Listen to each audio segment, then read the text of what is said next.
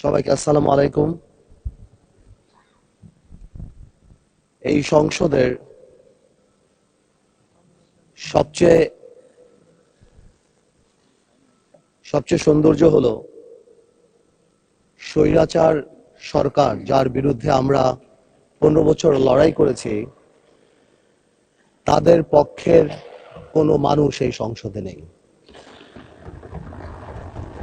এই একটা জায়গাতে আমরা একটা কমন থ্রেড রেখে দিয়েছি যে আমরা সবাই গণতন্ত্রকে সামনে রাখব, আর যেই আত্মত্যাগ, যে হাজার হাজার মানুষের আত্মত্যাগ এবং যেই শহীদদের কথা এই সংসদ যখন আরম্ভ হলো, সরকার দল থেকে এবং বিরোধী দল থেকে যে বলা হলো, যাদের নাম নেওয়া হলো, স্মরণ করা হলো, এই সবার প্রতি জানি সম্মান রেখেই আগামীতে আমরা এই সংসদ চালাতে পারি, আমরা জনগণ ও মানুষের কথা বলতে পারি, সেটাই আমি আশা করব।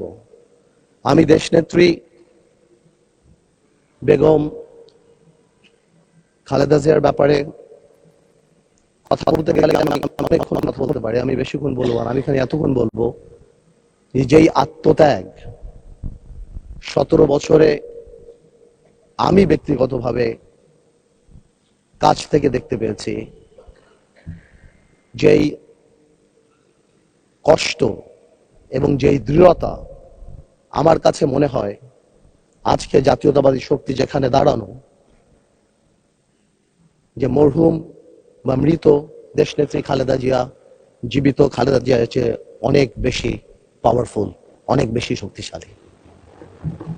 এবং আজকে এটাও মাথায় রাখতে হবে আমাদের সবাই যে কোনোভাবেও আমরা আমাদের দেশ নেত্রীর এই আত্মত্যাগকে কোনোভাবেও আমরা আন্ডারমাইন না করি আগামী দিনগুলোতে। আপনাদের সবাইকে ধন্যবাদ।